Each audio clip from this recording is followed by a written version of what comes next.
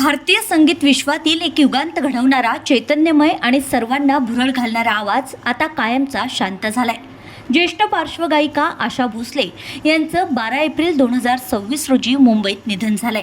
वयाच्या 92व्या वर्षी त्यांनी अखेरचा श्वास घेतलाय. आशा भोसले यांच्या निधनामुळे भारतीय चित्रपटसृष्टीवर शोककळा पसरली आहे.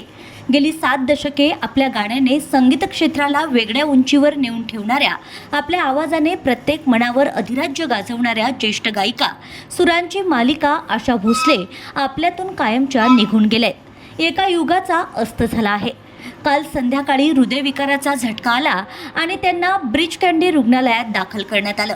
त्यांच्या प्रकृतीत सुधारणा होईल असं वाटत होतं, पण त्यांनी अखेरचा निरोप घेतला. विविध भाषेतून तब्बल 12,000 गाणी गाणारी सुरांची मल्लिका काळाच्या पडद्याआड गेली आहे.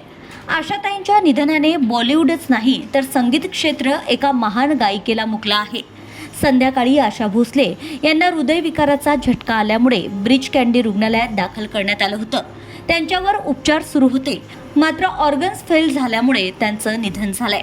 8 सप्टेंबर 1933 रोजी जन्मलेल्या आशा भोसले यांनी वयाच्या अवघ्या 10व्या वर्षापासूनच गायनाला सुरुवात केली.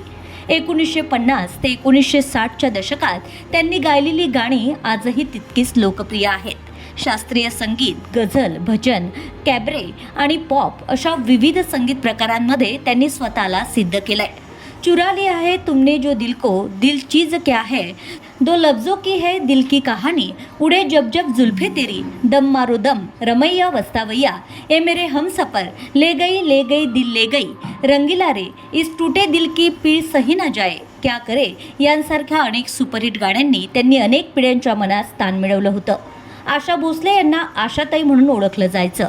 त्यांच्या खास आवाजातील ऊर्जा, विविधता आणि भावपूर्ण गायकीमुळे त्यांना नायटिंगेल ऑफ इंडिया आणि क्वीन ऑफ इंडी पॉप अशा उपाधी मिळाल्या होत्या. त्यांच्या असामान्य कार्याची दखल घेत त्यांना अनेक प्रतिष्ठित पुरस्कारांनी सन्मानित करण्यात आलं होतं.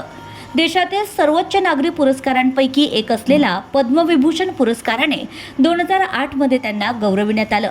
त्याबरोबरच चित्रपटसृष्टीतील अतुलनीय योगदानाबद्दल 2000 मध्ये त्यांना दादासाहेब फाळके पुरस्कार देण्यात आला होता. यासोबतच महाराष्ट्राचा सर्वोच्च सन्मान असलेला महाराष्ट्र भूषण पुरस्कार 2021 मध्ये त्यांना सन्मानित करण्यात आलं होतं. तब्बल 7 वेळा त्यांना फिल्मफेअर सर्वोत्कृष्ट पार्श्वगायिका पुरस्कार देण्यात आला. अशा आशा भोसले यांच्या निधनाने बॉलिवूडसह संगीत क्षेत्रात शोक व्यक्त होत आहे. सकाळी 11 वाजल्यापासून लोअर परळला त्यांच्या निवासस्थानी पार्थिव दर्शनासाठी ठेवण्यात आलं असता चित्रपटसृष्टीतील मान्यवर तसेच चाहत्यांनी अंतिम दर्शन घेतलंय. त्यानंतर 4 वाजता शिवाजी पार्क स्मशानभूमीत स्वर्गीय आशाताई भोसले यांच्यावर अंतिम संस्कार करण्यात आले आहेत.